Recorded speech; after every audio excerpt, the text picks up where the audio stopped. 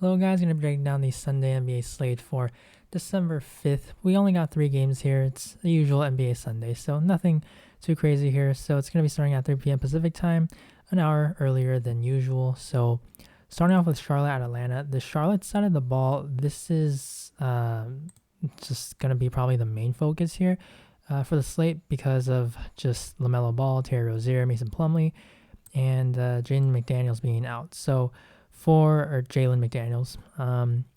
That is because when you take out, first Ball and Rozier, two of the higher usage guys, that's going to be a lot of usage that opens up, but also they're the guards. So you're going to get Ish Smith. I would say that he definitely has the best shot at starting, but he has been priced up to 4,800. Ish Smith, if you've played DFS in the past, when he was on the Wizards, he was pretty much a pass first point guard. Like, he's been on several NBA teams, but he's not going to make a lot of threes. He doesn't take a lot of them. He's just kind of like a guy that's going to drive in, take some mid-range shots, layups, and just be a typical traditional point guard. So there's not a whole lot of upside here, but at 4,800, I think that you can definitely consider him. I do think that there are a lot of other pivot plays, especially at the same position. So I'm not going to be too high on Ish Smith, even if he starts today. Now, everyone else, Miles Bridges, 8,400. He's fine. It appears that pretty much everyone here on the Hornets side, besides, I would say, Gordon Hayward, their prices have been bumped up a bit. So I'm like Hayward the best out of this team because Hayward also is able to facilitate. Like, he will play point guard. He can do it. He can get assists. And he's just the better playmaker when you compare him to Bridges and Oubre, some of these other forwards. So I'd say Hayward is going to be my favorite play out of this side, but all these guys are going to be in play.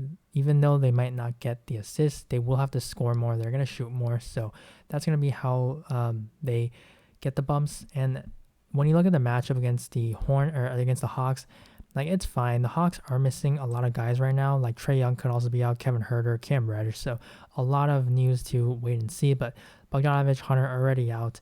Like, TLC's been starting. He's really not a good defender. He's just more of a shooter, floor spacer. So I don't think this matchup is particularly tough, even though the Hornets are going to be missing a lot of guys, especially if Trae Young's going to miss. If Young misses, then yeah, like, this game I don't think is going to blow out. Now, if Trae Young plays, first, I will want to get some Trae Young because the Hornets are going to be a good matchup still. Like, they're not replacing the current guys that are going to be out with any, like, lockdown defenders. So I like Trae, especially in a 3-game slate where raw points are more important. He has a crazy ceiling, especially at home. Now, CLINT CAPELA and John Collins. So I know CAPELA played really well last time when they played against the Hornets, and I played him that game. But that was because Mason Plumlee was in.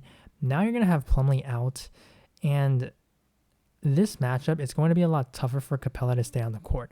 Now, I expect him to absolutely smash when he's out there, but he's also not, I think it was like 75 or 7,500, 7,200. So he is a lot more expensive now. And you look at how he played 24 minutes that game, like, to go 10 for 11, 15 rebounds, like, this is the matchup. This is a very good matchup for him. But the Hawks are going to go small when the matchup calls for it. And this is certainly a matchup where they don't need CAPELA to stay out there. Like, you look at recently, these matchups, like, they've needed him out there. They've played Julius Randle. I'm not sure which centers were active, but Mitchell Robinson, Nerlens Noel, Taj Gibson, all guys that do not stretch the floor. And then with Sabonis, Miles Turner, and then obviously Joel Embiid. So they've needed size to match up here. But against the Hornets, they really don't need him. And that's why I think John Collins is going to be the play here. I don't think they're going to be, like, really, ownership's not going to be that skewed in favor of either one of these guys. But I would say you definitely want to play more Collins compared to CAPELA. If you look at the rotation, last game against the Hornets. Now, again, the Hornets, this is going to be a completely different team. But the first one, this is going to be CLINT CAPELA. So you look at how he barely played in the fourth quarter. That is just because they don't need him out there. They don't need to close big. And John Collins is very capable of playing center here. And this is the perfect matchup to go small. So I would expect them to probably do that again here. They could use DeLon Wright or someone, depending on if or who's going to be active for the Hawks. So not a fan of CAPELA here. Now, this next game, I would say the other two games are much more appealing than this one because of the pricing. Like, you look at Toronto, I don't want to pay this much for any of these guys. Like, I think Gary Trent Jr. actually becomes the most appealing because of his price. He has a ceiling. He's been very good. As long as he shoots just decently, he can definitely be a good play. But I would say Precious Achiuwa actually. Trent should be second. Achiuwa is the most appealing play because he's still too cheap. Like, you get Van Vliet, Siakam, Barnes. All of them are bumped up with their prices with OG out, and then with Ken Burch still out, or Chris Boucher, he's just not on Nick Nurse's good side. So Achiuwa is going to play a lot of minutes, probably again.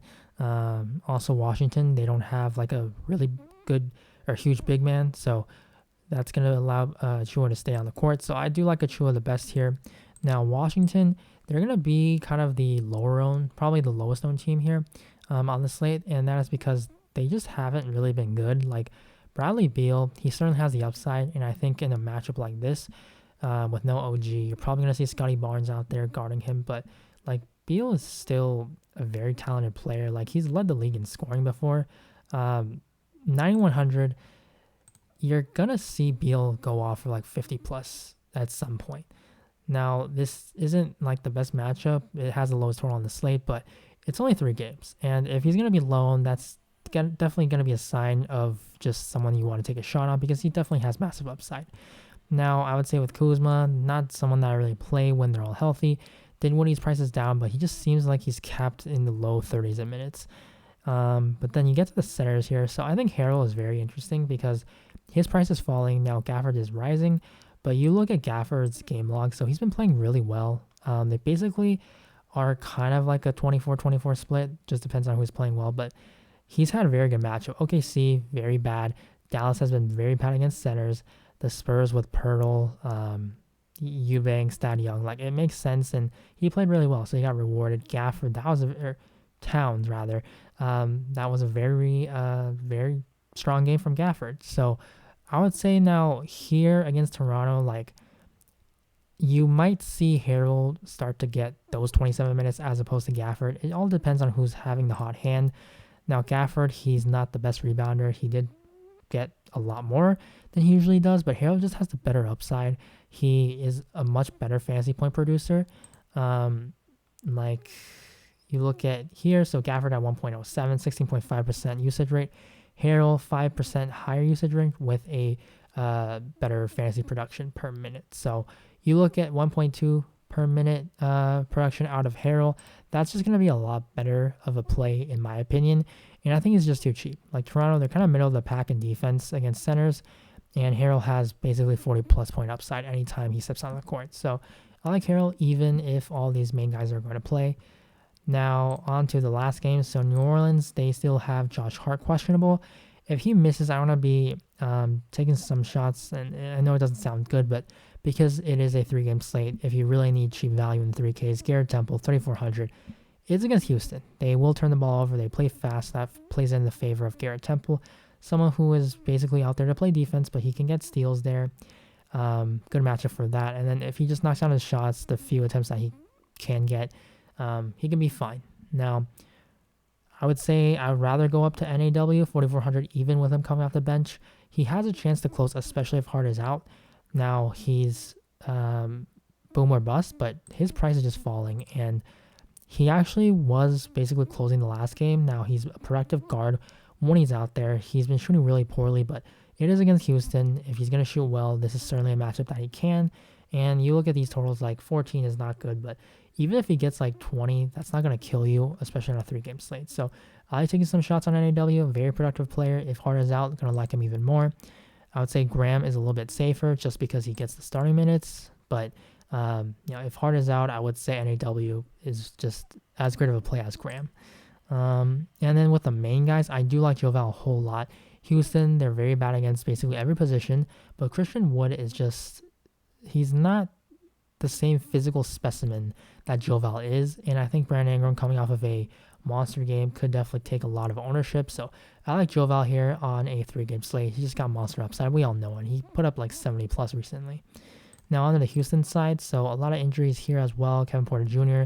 will be out. Jalen Green still going to be out. So that's obviously going to be Christian Wood then as the main guy, but Very tough matchup, also very expensive. So I'm going to like jae'sean Tate the best here. 6,600, he will play point guard. They're going to start Armani Brooks most likely, but he didn't close last game. Like, they just basically went, or not small, but they just played an additional wing player. Like, it can be, or most likely it will be Wood, Tate, Gordon, Matthews, and then someone like maybe Daniel House. So they really don't need Armani Brooks to be out there, but I would say at 3,700, he makes sense for a value play.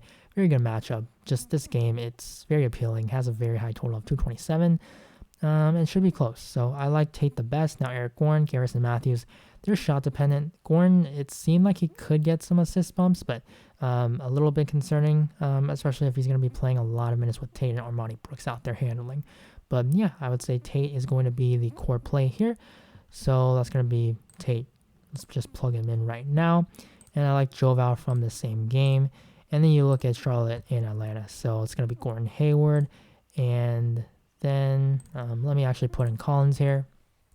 Actually, that doesn't really matter. But yeah, Collins, power forward, and Hayward can also be there.